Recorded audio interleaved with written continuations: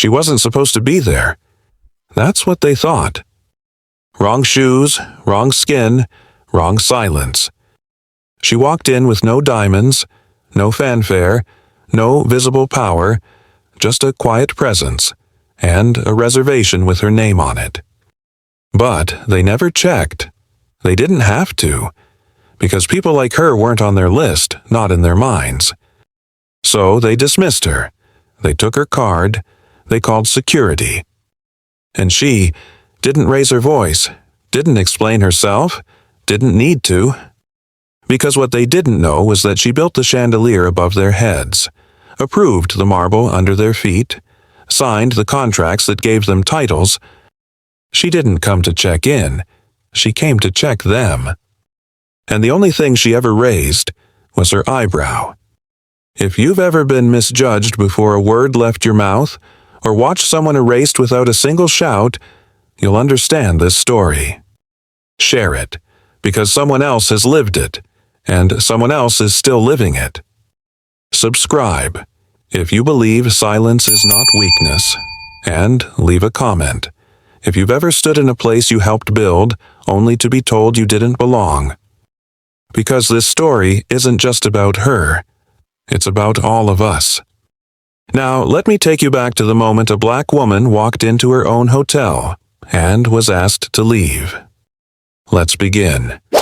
At exactly 10:42 a.m., the glass doors of the Celestine Grand Hotel sighed open with the sound of practiced wealth.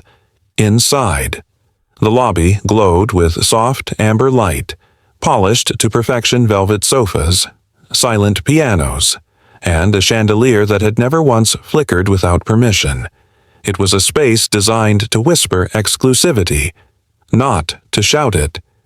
And in that silence, when Zaria Lane stepped in, the entire room seemed to inhale and hold its breath.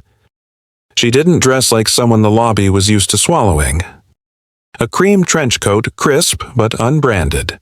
Dark trousers, low-heeled shoes with soles that made no sound. Her bag was worn at the edges, but well-loved. Her hair was pulled back in a low twist. No makeup, no logo, no noise. She didn't look like money, but she walked like she owned the floor beneath her. No one said anything, but that didn't mean nothing was said. Eyes followed her like security cameras made of flesh and doubt. She passed a young couple who exchanged a glance. The doorman hesitated half a second too long before nodding. And behind the marble reception desk, Cliff Halden front desk manager stood as if his spine had been trained to reject surprises. Zaria approached the desk with measured steps, her presence neither loud nor small. She stopped in front of Cliff, nodded once politely, but without deference, and said, "Good morning. I have a reservation for the Skyview suite." That was all. She didn't offer a confirmation number. She didn't explain herself. She expected the system and the man behind it to do its job. Cliff didn't type. Didn't ask for a name. He looked her up and down, scanning from hairline to heel with the kind of smile that wasn't meant to be seen, only felt. It was the kind of smile that said, "You've walked into a place built to keep you out." And then, finally, he spoke. "Miss, do you believe this hotel was meant for just anyone?" His tone was silk, but his words were stone. Behind him, another receptionist, a woman named Jenna, barely concealed her smirk. Zaria didn't blink. She didn't flinch. She simply said, in that same even tone, "I believe you should check your system before assuming anything." Cliff's smile deepened not in kindness, but in certainty. That smug kind of certainty only some people carry like bloodline. He leaned in slightly, resting his knuckles on the marble. "We don't need a system to tell us who belongs here." Cliff didn't answer. He didn't even move. He simply shifted his weight, as if the very suggestion that he check the system had insulted his instincts. Beside him, Jenna flicked her eyes toward Zaria with studied disinterest, then returned to clicking keys that didn't matter. Her hands hovered over a blank screen, performing the choreography of being busy. Theater. Nothing more. Behind the desk. A silent signal passed a small nod from Cliff to the concierge near the elevators. A moment later, a uniformed security officer emerged from the far end of the lobby. Not running, not aggressive, just present. A tall man in black slacks and a starched white shirt, walking with deliberate casualness. He didn't speak. He didn't touch. He simply positioned himself 3 steps behind Zaria's left shoulder, close enough to threaten, far enough to deny it. Cliff still hadn't asked for her name. Instead, he straightened his cuffs and said loud enough for nearby guests to hear, "We do have a very high standard, miss. Our premium suites are reserved for clientele we've vetted." A few people in the lobby turned. A couple at the fireplace paused their conversation. One older woman frowned slightly and looked away. And near the front window, seated alone with a latte and a camera bag, a young traveler with sharp eyes and a quicker instinct hit record. His name was Airy. He'd come to San Francisco chasing stories. Not luxury, but some stories. He once told his friend, didn't need chasing. They walked right into the frame. He adjusted the focus. The shot was clean. A black woman. A white man. Marble. Silence. Power. Still, Zaria didn't react. She didn't raise her voice. She didn't step back. She didn't even look at the security guard behind her. She simply tilted her head, eyes locked on Cliff, and asked quietly, but clearly, "Are you sure you want the camera to capture how you choose to exercise your authority today?" Cliff froze. Just for a moment, a flicker. But in that pause, something shifted. The security guard adjusted his stance, subtly uncertain. Jenna stopped typing. Zaria's voice had not risen above a calm murmur, yet somehow it echoed louder than Cliff's entire performance. The silence that followed was sharper than any accusation, because it revealed what words could not, that the man behind the desk wasn't managing a situation, he was staging one. And now he had an audience. Zaria didn't move. The security guard stayed where he was, and for a moment, time in the lobby curled into a quiet standstill like a breath being held by every wall. Then, gently but without hesitation, she said Zaria Lane, L-A-N-E. Cliff exhaled dramatically, as if the name itself proved something. He tapped 2 keys on the keyboard, glanced at the screen, and shook his head. "Sorry, that name's not in our system." He smiled again, but this time with the ease of a man who thought he'd just won a very small, very private war. No Zaria Lane booked for today, or ever. From across the lobby, near a long curved couch in the reading lounge, a man in a brown wool blazer lifted his gaze. He had been quietly sipping tea, old and elegant in a way that needed no announcement. His hair was silver, his shoes polished to the point of reflection. He blinked once, then twice, and tilted his head. "Zaria Lane," he said aloud, not loud enough to interrupt, but loud enough to stir. "I know that name. Years ago, in hospitality news. Wasn't it? There was an article." Cliff stiffened. Jenna looked up, startled. Zaria didn't turn to acknowledge the voice. She didn't need to. The spell of assumed invisibility was cracking, and the cracks, once visible, spread quickly. A couple seated by the fireplace began whispering. A hotel staffer walking by paused mid-step. Even the concierge behind the orchid display turned, his brows drawing together. Cliff cleared his throat. His voice sharpened just slightly. "I'm afraid, no matter what others may think they recall, our system is the only verification we use. If your name isn't in it, I can't help you." Zaria looked at him for a long second. Then she reached slowly into the pocket of her coat and took out her phone. She unlocked the screen with a quiet click, scrolled once with her thumb, and opened the recording app. "I understand," she said, calm as glass. "I just need your full name for my report, first and last, and spelling, if you don't mind." Cliff blinked. "What?" "My report," she repeated. "The incident report. I like things documented properly. That way, when corporate reviews the footage, they won't confuse you with someone else." A pause. Long enough for Jenna to stop breathing. Cliff opened his mouth, closed it. And in that brief, perfect silence, something changed. Not outside, but inside the people watching. The guests, the staff, the boy with the camera. They had seen a woman dismissed. Now, they were watching her take inventory not of furniture or floors, but of names. Cliff didn't answer her request for his full name. Instead, he pivoted, not with grace, but with habit toward the next layer of control. "Fine," he said flatly. "May I see the card you used to reserve the room?" Zaria met his eyes for one long second, then reached into her wallet and handed over a sleek, matte black card. No logos, no color, only her name embossed in silver and a discreet insignia that would have meant everything to someone who knew what they were looking at.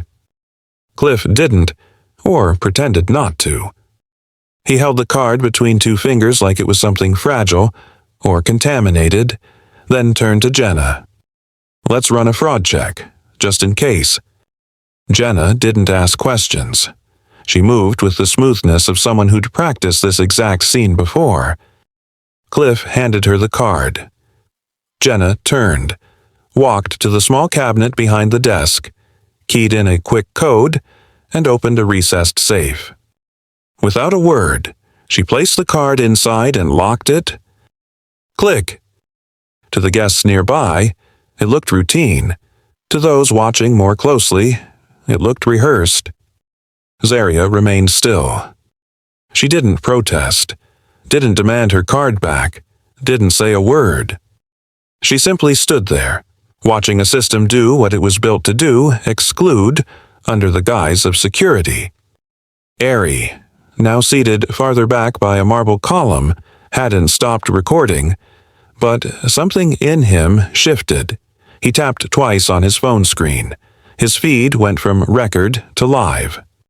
No captions, no hashtags, just Celestine Grand Lobby, 10:56 a.m. Through his lens, the moment became clearer than it looked in real time. A black woman, calm, a white man, comfortable, a credit card, confiscated, a safe, closed. Zaria spoke, finally softly, like a knife through linen. "Is this standard procedure for all guests, or just the ones you're unsure how to place?" Cliff didn't blink, didn't flinch.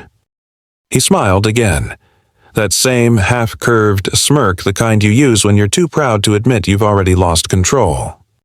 "Guest safety is our top priority," he said. "We've had incidents before." Jenna chimed in, just loud enough it's nothing personal, it's protocol. Zaria nodded once. That's what they always say. Behind her, the security guard shifted again, not toward her, away from Cliff. The lobby had grown quieter, though no one said why. Because everyone recognized it, that moment when protocol starts sounding like prejudice but dressed better. The quiet didn't last. Whispers began like steam, soft, directionless, but gathering weight. Near the window, a woman in a green scarf leaned toward her partner and murmured. She didn't raise her voice once. By the fireplace, a man shook his head slowly. "They just took her card. Did you see that?" Zaria didn't move. She stood there, still and composed, as if sculpted from stillness itself. But around her, The room had started to shift. The performance was no longer playing only for the people behind the desk. Now, it had an audience, and the audience had phones. Aries' stream reached nearly 500 viewers in the first minute. He didn't speak. He didn't need to. The lens said enough. Across the lobby, a tourist couple middle-aged from the Netherlands had also begun recording. Their feed was quieter, shakier, but the tone was the same. Something wasn't right, and everyone watching could feel it. Jenna, perhaps sensing the murmurs, decided to lean in harder, her voice brighter, thinner, meant to be overheard. "We've had incidents before," she said with a pointed glance at Zaria. "Fake cards, people dressed the part, but not really meant to be here." Then, louder, just loud enough for the murmur to pause. "We've seen cards like this before, expensive looking, always from guests who resemble." She didn't finish the sentence. She didn't have to. The implication hung there, ugly and thin. Aries' camera caught the exact moment Zaria's expression changed. Not anger, not fear, just a tightening around the eyes. The kind of shift that said, "I've heard this before." Too many times to flinch now. And then a voice, clear and accented, rose from a settee near the concierge desk. "Excuse me," the man said. He wore a navy blazer, salt gray hair, and spoke with the effortless English of someone who wasn't raised on it. "Is it common practice here to seize a guest's credit card without consent or explanation?" Jenna blinked. Her mouth opened, then closed. Cliff's posture stiffened. "Sir," he began, "we have standard procedures for high-value rooms." "But you said she's not on the list," the man interrupted, polite but firm. "So either she is a guest and deserves courtesy, or she is not, and should be left alone. Which is it?" For a beat, no one answered, and in that breath of silence, something cracked deeper than before, because someone had finally said aloud what the others had only dared to whisper. Zaria didn't respond to the man in the navy blazer. She didn't nod, didn't smile, but something in her spine, that imperceptible tension, softened, not out of relief, but out of calculation. She knew what to do next. Without a word, she reached into the inner pocket of her coat and pulled out her phone. The gesture was unhurried, almost elegant, a movement of someone who knew they were no longer performing for this room, but documenting it. She unlocked the screen with one finger, scrolled, tapped twice, then brought the phone to her ear. Cliff narrowed his eyes. Jenna shifted, suddenly less certain. The security guard behind Zaria took half a step forward, then paused, because Zaria was speaking. Not loudly, not dramatically, but with the kind of voice that required no amplification. "Yes," she said, tone crisp. "This is Zaria Lane. Authorization code 413 Lustra Delta." A short pause. Then route all surveillance footage from Celestine Grand's main lobby timestamp beginning 10:43 a.m. to legal at Lustra Holdings. Mark it urgent. There it was. The name. Lustra Holdings. It didn't explode through the room. It didn't have to. It settled like smoke from a small fire you hadn't noticed until the room was already full of it. Cliff blinked. The security guard turned his head, just slightly. Aries' camera stayed locked on Zaria. His chat feed spiked. Jenna furrowed her brow, as if doing math in real time, and failing. Zaria continued, her tone even include audio, and overlay any employee identification codes visible within frame. Confirm receipt to my counsel directly. Another pause. Then, as casually as someone confirming a dinner reservation. "Thank you." She lowered the phone, not dramatically, not for show, just placed it back in her coat. Silence. Not from intimidation, but from realignment. Because the room, for the first time, began to rearrange itself around her. The hierarchy had shifted, not with shouting, not with threats. Just one sentence. Just one name. Lostra Holdings. Behind her, the security guard cleared his throat, then stepped slightly aside, almost like an apology made in posture, not words. Cliff tried to regain control. "Miss Lane," he said, strained. "A phone call doesn't—" Zaria turned her head just enough to glance at him. One eyebrow lifted. That was all. And for Cliff Halden, it was the most dangerous moment of the day. Cliff stared at the screen for a second too long. Then, with exaggerated calm, he spun the monitor slightly to the side enough for Jenna to see, but not for Zaria. He tapped a few keys, clicked once, and exhaled the kind of theatrical breath people take when they've decided they've proven something. "I've searched thoroughly," he said, voice stiff with forced professionalism. "No one by the name Zaria Lane has a reservation today, or any day, for that matter." Zaria didn't react. No protest, no disbelief, just silence so still it made the moment feel staged. Cliff continued, emboldened. "Our system doesn't lie. Miss Lane, it's digital, secure, and precise." From behind her, a few guests shifted in their seats. A woman near the concierge folded her arms. A young man at the coffee cart leaned in, listening. Zaria finally tilted her head. "Interesting," she said. "Then tell me who authorized the elevator this morning to display my name outside Suite 812. Cliff blinked. "What?" "This morning," Zaria continued, "when I stepped inside the elevator, the floor display lit up. There was a message, a programmed welcome screen. It said," she paused, then repeated clearly, "Welcome, Miss Zaria, Lane Celestine, Sky Suite." Silence stretched. Ari, still recording, sat straighter. He swiped back through the last hour of his footage, frowning. Then he found it. At 10:39 a.m., seconds before Zaria entered the lobby, he'd filmed a slow pan across the hallway near the elevators, and in that clip, for just a flash, there it was. A bright gold screen above the elevator doors. Blinking, "Welcome. Miss Zaria Lane, Celestine, Sky Suite." Ari whispered, "Got it," and pulled a still from the footage. He zoomed in, brightened the image, then quietly turned his phone toward the person beside him. A stranger. Within 30 seconds, it was already being forwarded to others.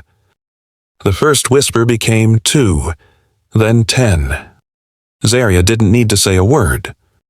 The building itself had already spoken for her, and now, the question wasn't whether she had a room, it was who had decided to erase it. Cliff looked at Jenna. Jenna looked at the screen. Neither moved. Zaria raised her voice only once. "So, if I don't exist in your system, how did your elevator greet me by name?" No answer. Not from Cliff, not from Jenna, not from the system that was supposedly secure, digital, and precise. Just as the silence began to settle again, the elevator near the far end of the lobby dinged open. Out stepped a man in a housekeeping uniform, rolling a cart of fresh linens. He walked with quiet speed, head slightly bowed to the posture of someone who had learned to be efficient and invisible in equal measure. But as he passed the front desk, he heard the name. Zaria Lane. He stopped. Not abruptly, not dramatically, just paused mid-step, as if his feet had noticed something his training hadn't been able to suppress. He looked up. Zaria stood only a few steps away from him now, and recognition flickered across his face like a memory too vivid to deny. "Miss Lane," he said softly. Then again, a little louder, blinking in disbelief. I cleaned your room this morning.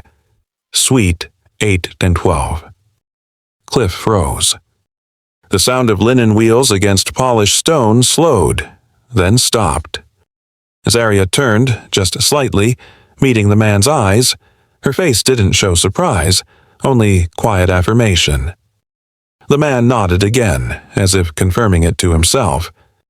I even placed the chocolate tray like they requested, the one with the almond cluster, no dark cocoa.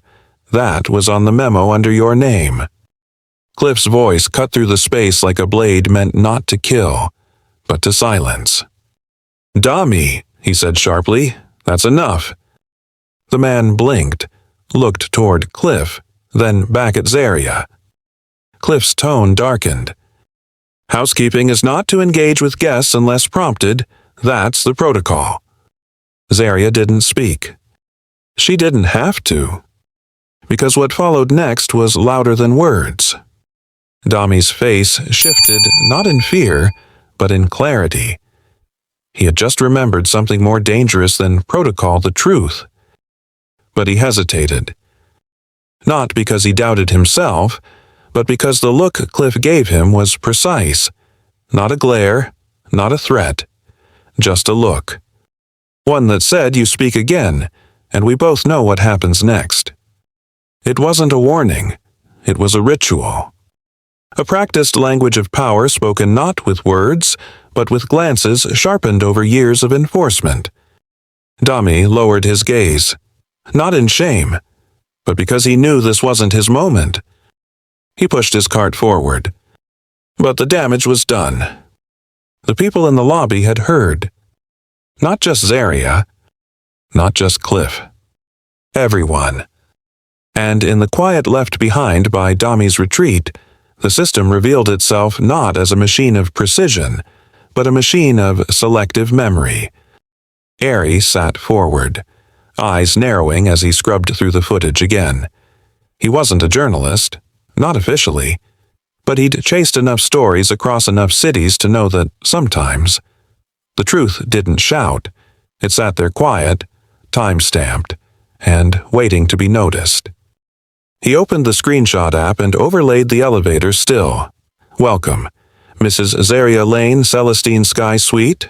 Timestamp 10:39 a.m. Then he did something most wouldn't think to do. He checked the public Wi-Fi history on his phone. The guest confirmation portal, the one used for mobile check-in, stored a cache, and in it, under a subfolder labeled Pre-Arrival Concierge Packet, he found a download time-stamped 2 weeks ago. Click. A PDF opened. It was a standard Celestine Grand welcome letter, complete with itinerary, food preferences, and VIP check-in instructions. Suite 812, name Zaria Lane, booking reference LH201953. But what made Ari sit up straighter wasn't the suite number. It was the sender. At the top of the document, right below the hotel logo, was a name. Nia Brooks, Senior Strategic Coordinator, Lustra Hospitality Holdings.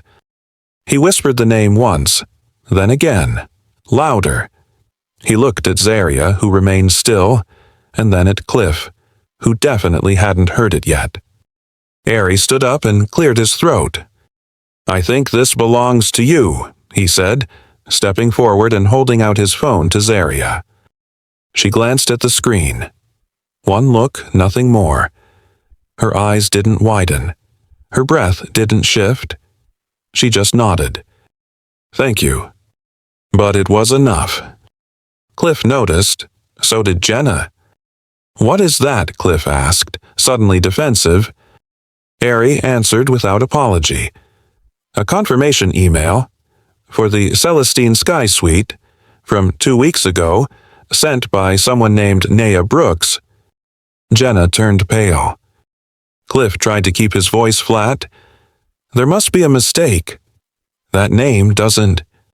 But he stopped himself. Because the name did mean something. A memory surfaced. Faint, but persistent. 2 years ago, A woman named Naya Brooks had applied for a mid-level management role at Celestine Grand.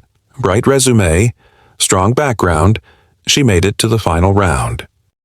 And then Cliff had written one line on her evaluation form, lacks the refined presence we associate with our brand. She was rejected, quietly, permanently. Until now. And now, her name wasn't on an application. It was on the top of an internal memo. With authority. Jenna whispered, "She works for Lustra now." Zaria didn't answer. She didn't need to. Because in rooms like this, silence was the final word, and this silence said your system forgot her. Ours promoted her. The silence had grown unbearable. Not loud, not chaotic, just too still. Cliff leaned forward, as if reclaiming the stage that was quietly slipping from under him. "Miss Lane," he said, louder now, almost formal. "I'm going to have to ask you to leave the premises. You've disrupted our check-in process long enough." His voice was smooth, but the cracks showed, a little too sharp on the edges, a little too careful. The security guard beside Zaria glanced at Cliff, awaiting the order. But Zaria didn't flinch, didn't move, didn't raise her voice. She simply reached into the inner fold of her coat again with that same unhurried calm and pulled out a small leather card holder. From it, she drew a single black card. No shimmer. No excess. Just clean matte surface, with a name etched in precise silver. Zaria Lane Lustra, Horizon's founding tier. She didn't say a word. She didn't need to.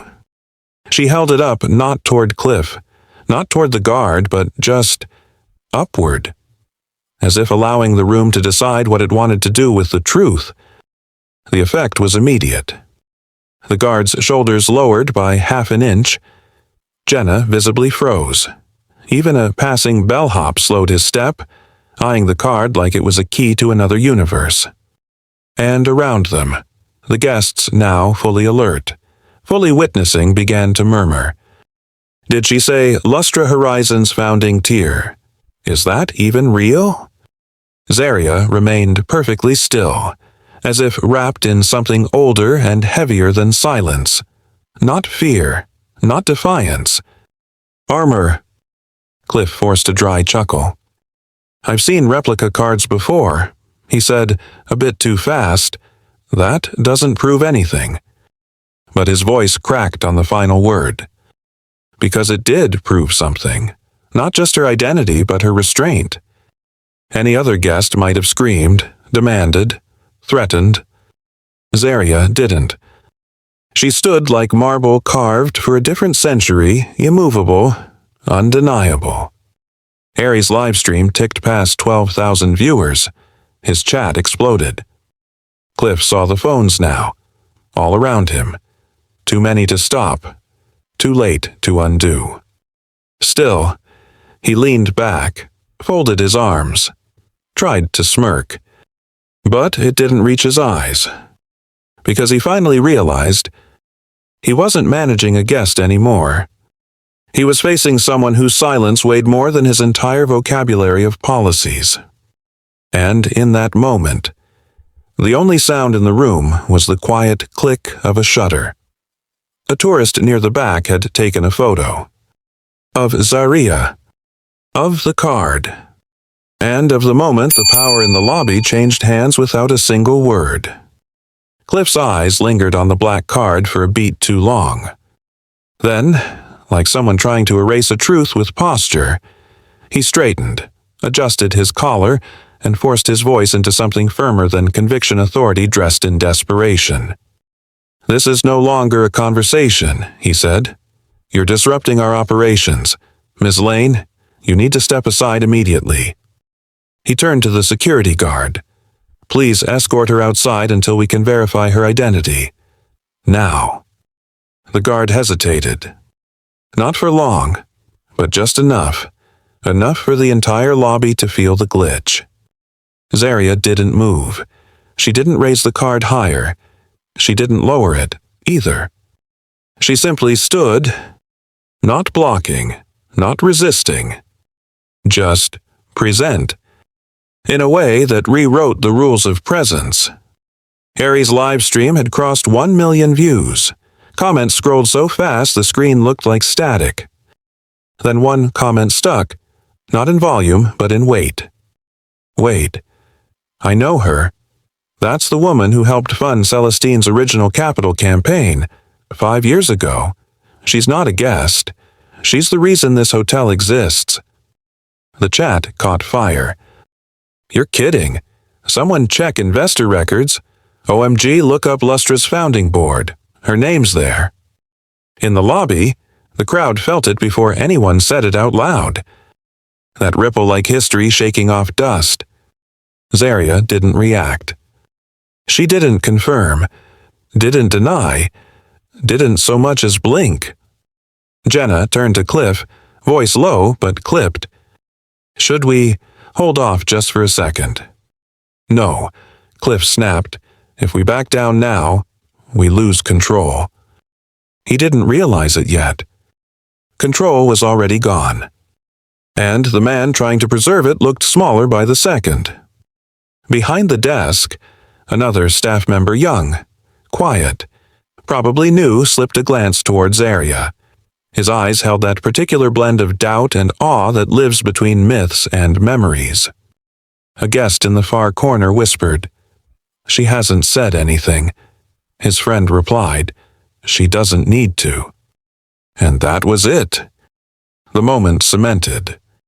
Zaria Lane, standing still in the lobby she may or may not have built, holding no anger, no defense, only a card and a silence that weighed more than 1,000 headlines.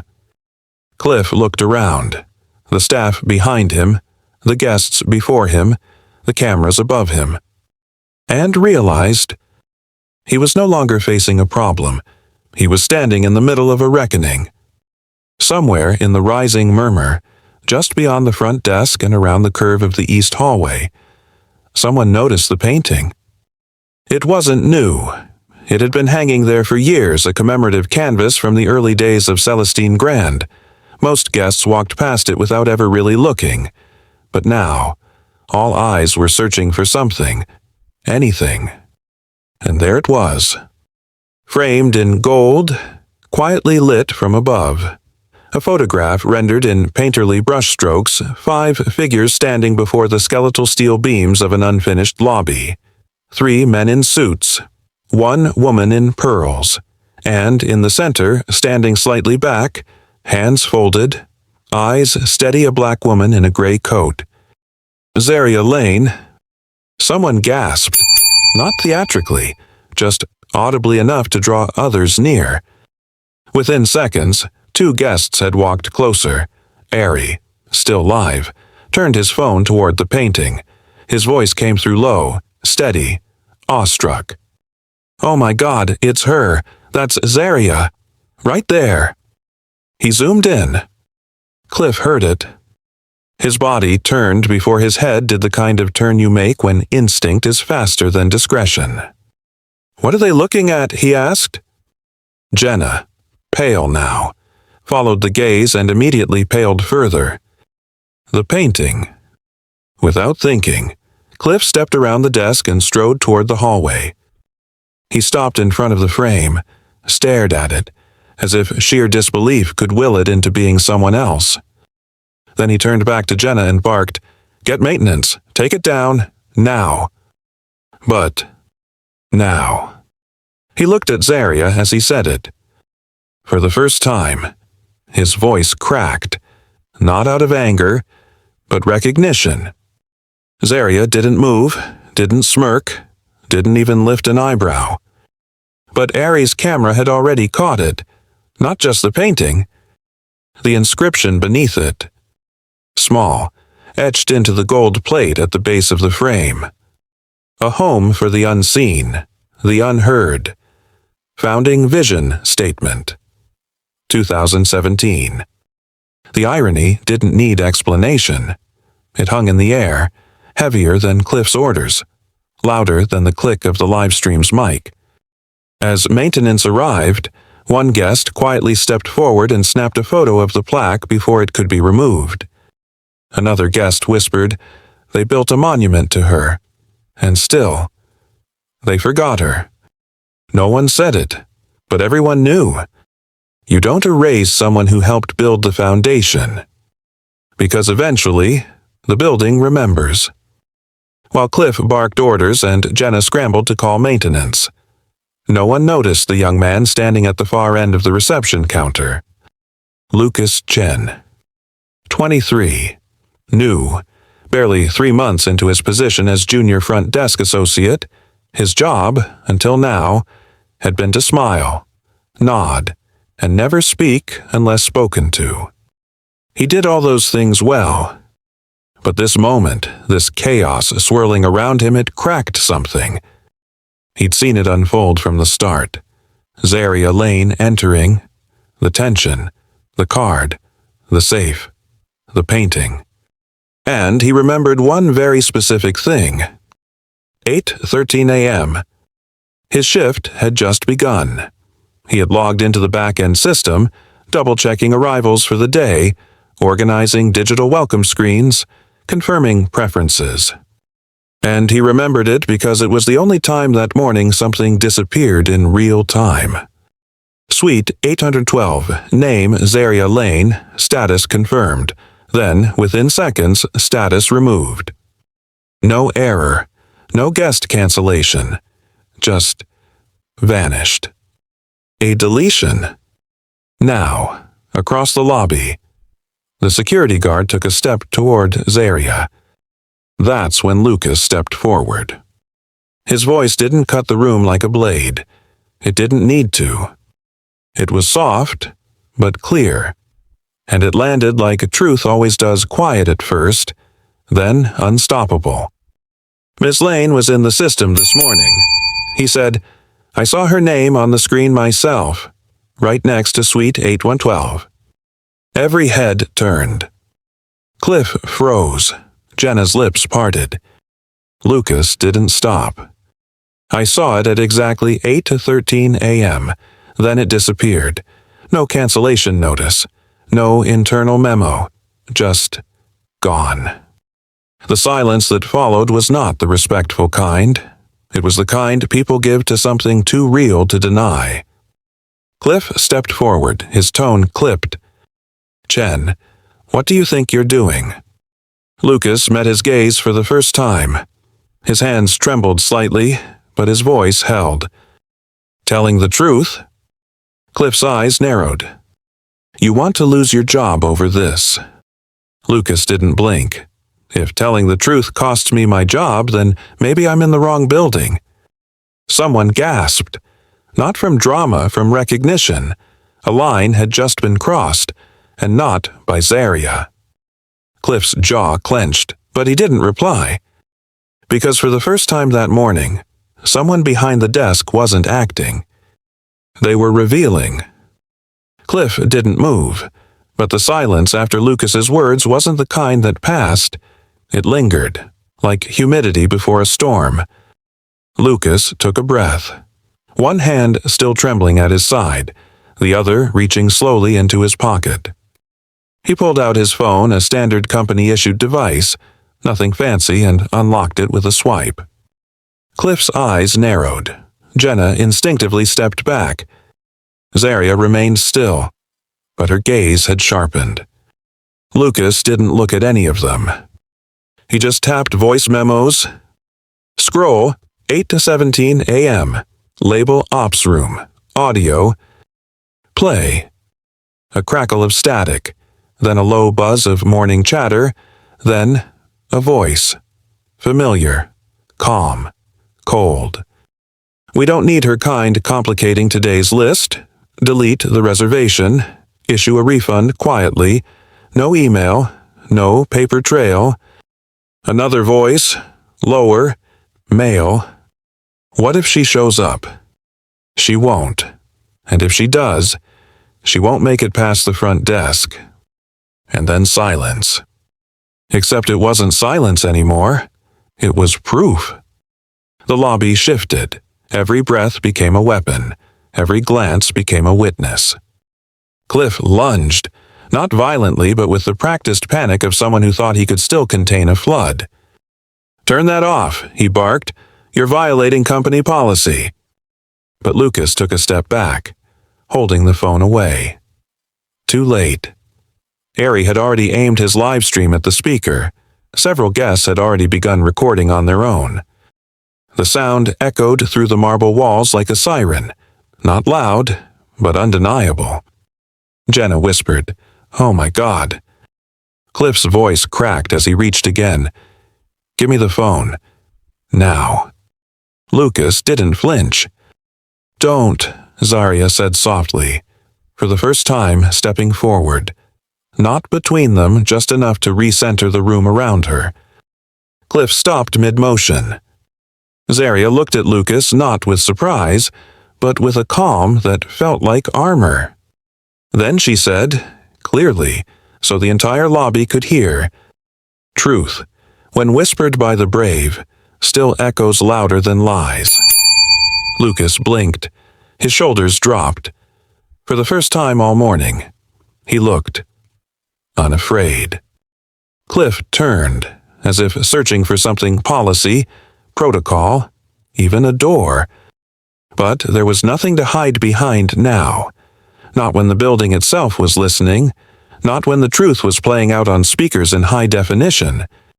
Zarya didn't smile. She didn't need to.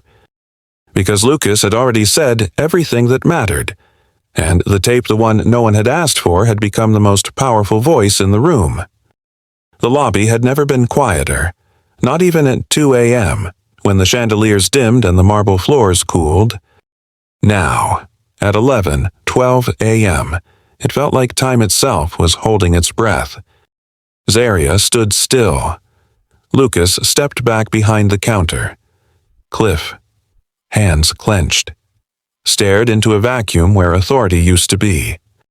And in the far right corner of the tea lounge, the woman in the burgundy dress finally rose. She had been there the whole time, unassuming, alone, sipping jasmine tea and watching not just with her eyes, but with intent. Her name was Elise Monroe, and she was not just another traveler. She was a senior correspondent for Global Table Media, one of the most widely followed independent platforms for justice-based journalism. And she'd seen enough. She stepped into the center of the lobby, lifted her camera, and spoke directly into the lens. "Good morning, viewers. This is Elise Monroe, reporting live from the Celestine Grand Hotel in San Francisco." Heads turned. Guests gasped. Jenna went pale again. "We are currently witnessing what appears to be a deliberate erasure of a guest's identity, access, and dignity, all under the guise of corporate protocol." She panned the camera slowly, deliberately over Cliff, over Jenna, over Lucas, and finally landing on Zarya. A black woman booked a luxury suite. She arrived calmly. She asked for nothing but recognition of her reservation, and instead her identity was stripped, her payment card seized, and her presence dismissed. Zarya did not look into the camera. She didn't need to. Elise continued, her voice rising in measured conviction. "This is not just about race. It's about power, about who is allowed to belong in spaces built on prestige and who is quietly removed when their presence doesn't match the picture." Cliff stammered, "You can't record here without permission." Elise didn't flinch. "We're standing in a public lobby. You've made it a stage. I'm just pressing record." A cheerless chuckle rippled through the crowd. Ari gave Elise a nod. Livestream still going. Now, over 1.5 million viewers. His screen flashed with shares, hashtags, and one repeated comment. Who is she really? No one answered it yet. Not Zarya. Not Elise. Not even Lucas. But the question was growing legs. Because every action taken against Zarya so far now looked like a mistake carved into history, time-stamped, recorded, backed up in cloud storage. Elise lowered her camera, looked at Zaria, and said not as a journalist, but as a woman who understood. "You haven't said much, but I think you've already said enough." Zaria finally turned her head just slightly, and for a fraction of a second, Elise saw it, that calm behind Zaria's eyes. The kind of calm that doesn't come from patience but from knowing exactly when to be quiet, because the world is finally speaking for you. For the first time that morning, Zaria looked away. Not from Cliff, not from the crowd, but from the present. Because somewhere in that moment, that breath between Elise's question and her own silence, something long buried stirred. 15 winters ago, Michigan, a snowstorm that had made every road a riddle. She had been 24, fresh out of graduate school, broke, tired, and hungry for a chance that never seemed to come. Her old Honda had stalled on the side of Highway 75 just outside Lansing. The engine had coughed, sputtered, and finally died under the weight of falling snow. She remembered crawling into the back seat, wrapping herself in 2 coats, pressing her hands into her armpits to hold warmth. But cold wasn't the part that stayed with her. It was the hotel. A glowing, golden place just off the exit ramp, beacon-like, grand. She'd walked there through snow up to her knees, hair soaked, boots failing, and stepped into the lobby like someone praying to be invisible until it was safe to be seen. She remembered the man at the front desk. White, gray tie, no name tag. He didn't look at her for long. Just long enough to scan her wet coat, chapped lips, and trembling voice. "I need a room. Just for the night," she'd said, teeth clacking. "I can pay." But he had smiled, politely, the kind of smile that was trained, not kind. "I'm sorry, but we're at capacity," he said. Behind him, 3 green lights blinked on the availability screen. She pointed, "That says." He cut her off. "Not for walk-ins, especially not tonight. You understand." She didn't. But she nodded. Because what else was there to do?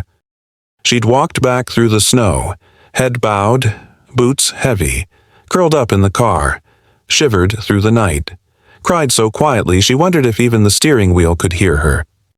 That night didn't break her. But it did something worse. It made her small, shrunken, as if the world had looked at her, measured her, and found her unworthy of shelter. That was the night the dream was born. Not to own a hotel, but to build one that never asked anyone to prove they belonged. A place where the lights always stayed on, where the doors didn't need to be earned, where no one ever again would be left outside because someone behind a desk decided they didn't fit the image. And now, standing in the lobby of the Celestine Grand, Zaria knew. She hadn't come here to claim anything. She had come to finish what that snowstorm started. Names fade faster than buildings. Zaria had learned that the hard way. Once, 15 years ago, hers had been listed in every planning memo, every legal filing, every boardroom slide marked confidential. She was there at the beginning. Before the chandeliers, before the concierge scripts, before the phrase Lustra Horizons meant anything at all. She was one of the 4. 4 founders each with different roles, 3 visible, and 1 strategically silent. Zaria had agreed to remain anonymous at first, not because she lacked credentials, or influence, or vision, but because the other partners believed the brand would scale more smoothly without her face in the brochures. They called it market positioning. She called it erasure in slow motion. Still, she signed, she stayed. Until the scandal. It hadn't been real, but it had been effective. A sudden leak, a doctored photo, and a whisper campaign suggesting misuse of investor funds, No criminal charges, no courtroom, just pressure. A quiet exit. A buyout she never negotiated. A statement she never wrote. And an agreement sealed in legalese that removed her name from everything but the first round of incorporation documents. They buried her. Not with malice, but with paperwork. And for a while, she let them. Because fighting back would have meant stepping into a fire she didn't start. So, she waited. And in waiting, she built something else in silence, in structure, in shadows. A network, a holding company, a legal team, a trust. 15 years later, she walked back into the empire she helped raise not as a founder, but as the largest shareholder of Lustra Horizons, operating quietly through a private fund named Altera Grove Partners. Cliff didn't know. Because Cliff had never asked. He'd never thought to wonder how the ownership structure of the hotel truly worked. People like Cliff didn't study legal filings. They studied presentations. They memorized scripts. They trusted faces in polished suits and names that sounded like they belonged on golf clubs. And Zaria, she didn't fit that script. Not 15 years ago, and certainly not this morning. That's why, when she stepped into the lobby, holding nothing but a name and her silence, Cliff never imagined. She had built this place, brick by invisible brick. And now she had returned. Not to be seen, but to be remembered. The lobby had shifted into a strange stillness, the kind that comes not after chaos but before reckoning. Zaria stood motionless. Cliff had stopped talking. Jenna's eyes kept darting across the room, like she was searching for an exit that didn't exist. And then the elevator doors at the far end of the lobby opened. She stepped out quietly. Tailored charcoal blazer, black turtleneck, heels that made no sound, no assistant, no name tag, no entourage. But the moment she entered, the temperature changed. She moved like someone who had walked this ground before, not as a guest, not as staff, but as a woman with nothing left to prove. Nia Brooks. Some recognized her from industry interviews, others from internal memos. She was Lustra Holdings' Strategic Integration Officer, the woman who restructured the company's global expansion during the pandemic, saved 3 luxury hotels from collapse, and closed licensing deals no one else could touch. And yet not long ago this very hotel had turned her away. Not because of her resume, not because of her experience, but because of something far more insidious. A note written in delicate cursive by a hiring chair slipped into her application file. Overqualified, but name reads too common, not aligned with Celestine's aspirational image. That file never reached Zaria. But Nia never forgot. Now she walked past Cliff without a glance, past Jenna, who straightened like a statue about to crack, past stunned guests, until she reached Zaria. And stopped. Zaria looked at her not in surprise, but with the quiet kind of pride that never needs applause, the kind that waits years for a moment just like this. Then Nia turned to the crowd, and finally, to Zaria. She didn't lower her voice. She didn't raise it either. She simply said, "Mom." The word dropped like a match into dry air. Nia's voice didn't tremble. Today is the day we come home together. And that was it. The lobby didn't gasp. It froze. Because no one had expected that. Not Cliff, not the staff, not the guests with their phones still recording. The woman they had dismissed as just another guest was not only the original founder, she was the mother of the woman now running the system that owned the place. Jenna's knees faltered. Someone whispered, "Did she say Mom? Did you hear that?" Zaria didn't respond. She just took one step closer to her daughter and smiled. Because sometimes, the most powerful returns aren't loud. They're generational. Zaria didn't speak. Not yet. She and Naya stood side by side, now two silhouettes against a backdrop of chandeliers and unraveling hierarchy. Jenna avoided eye contact. Cliff clenched his jaw, his hands balled at his sides. The other senior managers who had slipped in quietly after the crowd swelled were trying very hard to look invisible. It was too late. Zaria turned slightly toward Naya and gave a single nod. Naya pulled out her phone. No rush. One tap, then two.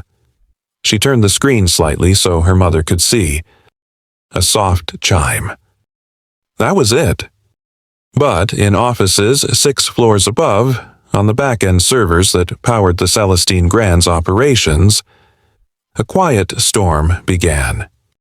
It was called Reversal Protocol. Something built long ago for a day no one imagined would come. It didn't make noise. It didn't flash alarms. It simply ran. Line by line, clearance by clearance, until the system began shedding names like a tree dropping leaves before winter. Down at the front desk, Cliff's tablet flickered. His dashboard dimmed. The check-in software logged him out. He tapped his badge on the access reader. A red light blinked. Access revoked. He tried again. Same result. Jenna's company email closed mid-sentence. Her phone buzzed, admin credentials invalidated. The head of guest relations, just entering the lobby, froze as her e-pass turned gray on her smartwatch. No announcement had been made. No, you're fired delivered. But every system knew. And that was worse. Because people like Cliff had always believed they were the system. Now, the system no longer recognized them. Zaria turned toward the crowd not with triumph, not with malice. Only stillness. And that stillness said everything. No shouting, no security escort, no dramatic gesture. Just disconnection. A quiet, surgical removal of power without lifting a single finger. A guest whispered, "They're being erased." Another replied, "No, they're being returned to the world the rest of us live in." Cliff stepped forward, voice trembling with what he thought was indignation but sounded more like disbelief. "You can't do this." Zaria looked at him, softly, patiently. "I already did." And she didn't raise her voice, because she didn't need to. The building had already stopped listening to him. Now, it was listening to her. The silence after Zaria's words didn't last long. It cracked, not with shouting but with stories. From somewhere near the fireplace, a voice rose, weathered, steady. A woman with silver-streaked locks stood slowly, her cane clicking gently against the polished floor. "I came here last spring," she said, "paid full price, reserved the executive floor. They took one look at me and said the suite was under maintenance." Her eyes scanned the room, then landed on Cliff. 15 minutes later, I watched a couple check into the exact same room. She didn't raise her voice. She didn't cry. She just stood, bearing her truth like a badge no one could revoke. Then, from the opposite corner of the lobby, a young man in a navy hoodie stepped forward. Olive skin, accent laced with patience. "I was here 2 months ago," he said. "Company card, valid ID. I was told I couldn't check in unless I wore a jacket, not even a blazer, a full suit jacket." He glanced at the security team, who now stood motionless. I asked why. They said it was guest optics. His voice didn't tremble. "I left and booked 2 floors at a hotel down the block. They lost that account." Another guest joined in. Then another. Stories came not as a flood, but as a steady rain. Each drop undeniable. Each voice once dismissed, now amplified.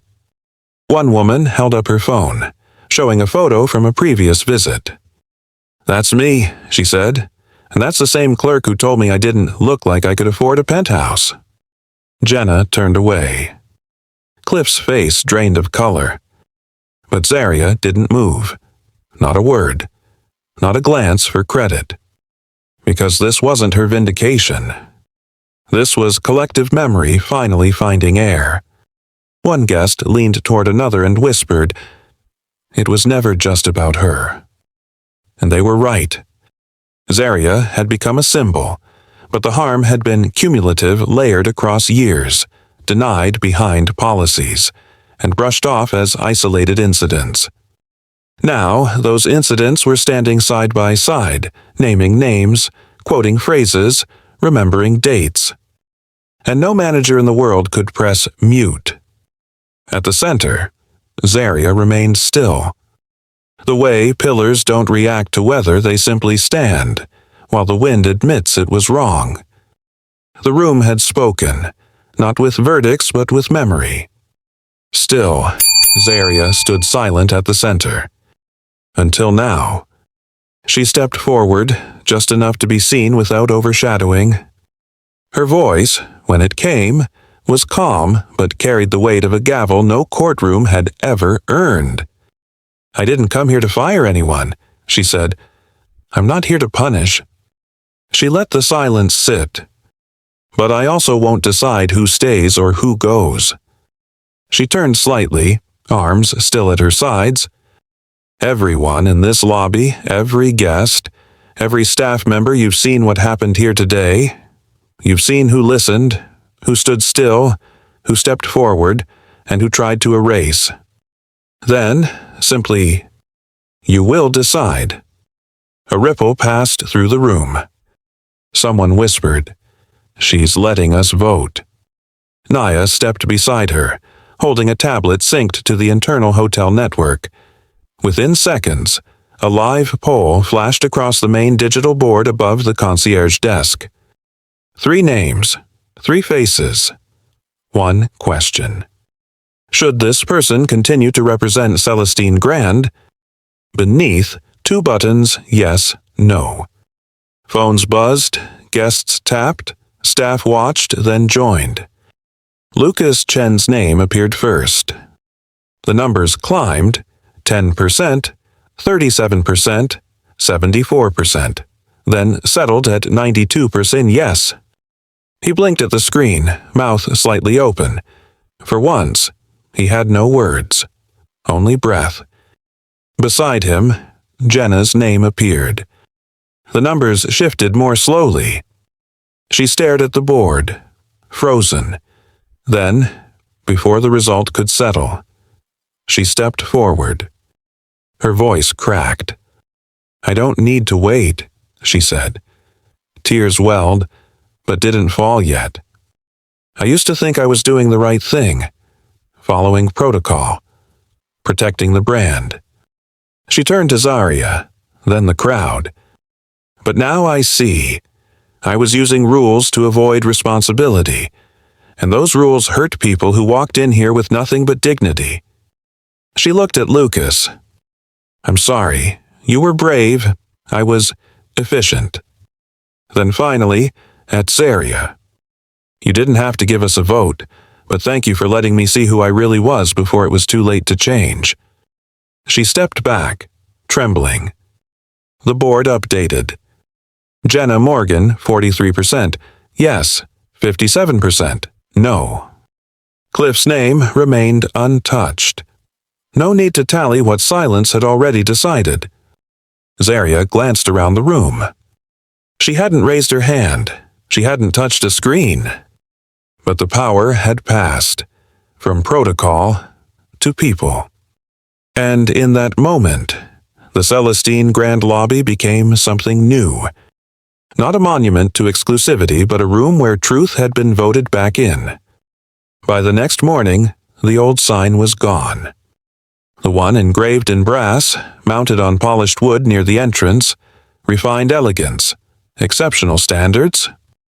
Zaria stood in front of the empty space, her fingers tracing the ghost of where it had hung.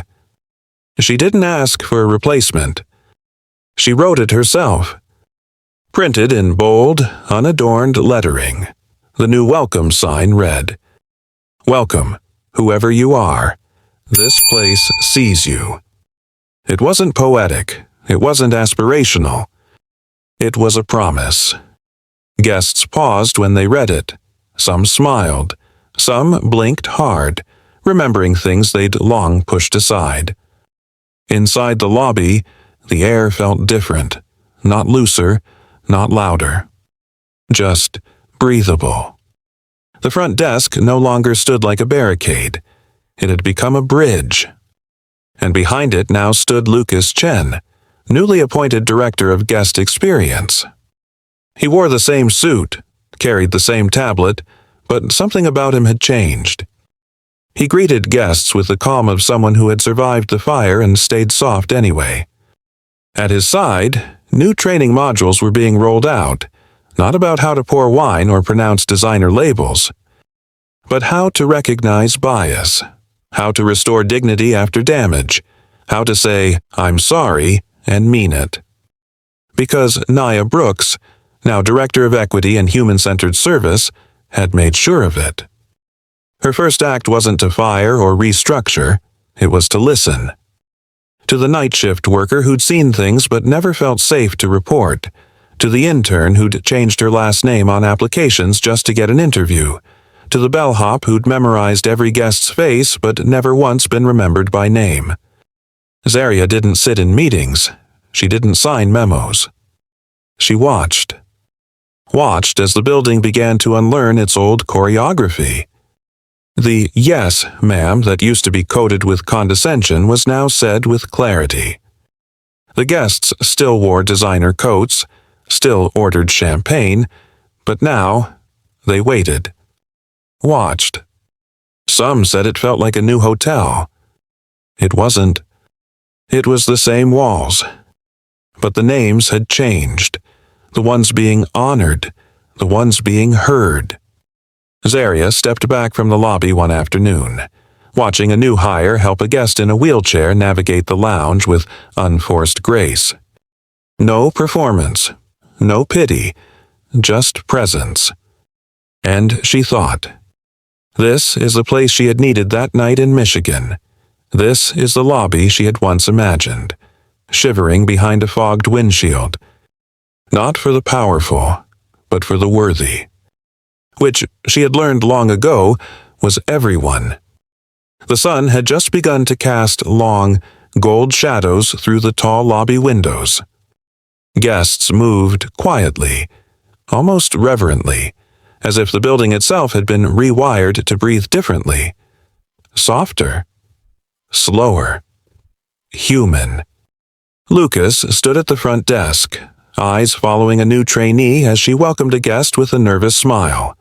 He corrected nothing, only nodded just enough for her to notice, just enough to feel steady. Then he felt Zaria's presence behind him. He turned. She wasn't dressed like an executive, a soft blue blouse, black trousers, and flats that made no sound, no badge, no fanfare. But she still stood like someone the walls were learning to respect. Lucas hesitated, then asked what he had been holding in since that morning. Everything changed. "Why me?" he said. "Why did you trust me, out of everyone who said nothing?" Zaria tilted her head, not in surprise, but as if she had known he'd ask eventually. "Because you didn't wait for someone else to speak up," she said. "You were the voice I needed when I chose silence." Lucas said nothing for a moment, then nodded, slowly, like the words were still finding space inside him. Zaria stepped beside him, eyes scanning the room she once built, then lost, then reclaimed not with vengeance but with clarity. "You're not here to be perfect," she added. "You're here to remember. That's the only job that matters." He took a quiet breath. "I'll try." "No," she said gently, "you already did." For a few seconds, they just stood two people tied not by blood, but by bravery. Then Zaria handed him a slim folder. Inside a new framework for guest equity reporting, a mentorship proposal for frontline staff, and a handwritten note in dark ink. Leadership isn't what you carry, it's what you hand off before someone else needs it. Lucas looked up. "You're leaving?" It wasn't fear in his voice, just something close to sadness. Zaria smiled. "No, I'm stepping back." She gestured to the lobby, the new sign, the new energy, the new way things moved. "This place doesn't need me at the center anymore." Lucas opened his mouth to reply, but Zaria was already walking toward the lounge, where Naya waited not as a daughter now, but as a leader. Before she turned the corner, she looked back once and said, "Keep the lights on, Lucas, for the ones no one sees, until they walk in." And then she disappeared into the quiet. It was nearly noon. The lobby had quieted. The cameras were off. The crowd had thinned. But Zaria stayed. She stood near the grand entrance, eyes scanning the space not as an owner, or a founder, or even a guest, but as a keeper. A place like this, she knew, was only truly alive when it remembered who it was built for. And then she saw him. Slouched near a marble column, half-shadowed by a potted plant, was a man in a frayed wool coat. His shoes didn't match. His head was bowed low. He wasn't sleeping. He wasn't begging. He was just waiting. For nothing in particular. Zaria stepped toward him slowly. He didn't notice at first. People rarely did. She crouched slightly, matching his eye level. "Good morning," she said. The man looked up. His eyes were sharp, despite the years they carried. But they blinked in disbelief, as if he couldn't decide whether she was real, or just another ghost passing through this place. Zaria smiled gently. "Buffet ang heaven concho," she said. He blinked again. Then, slowly, he stood. It wasn't the stiffness of age, it was the hesitancy of someone who'd been told he didn't belong too many times to believe otherwise. "I don't have shoes for marble," he muttered. Zaria shook her head. "You have a name. That's more than enough." He swallowed hard, looked around. Then, after a long pause, he said softly, "Kamon ku, toitunk nang hi, linhon noi ne junchit." Zaria looked at him, really looked.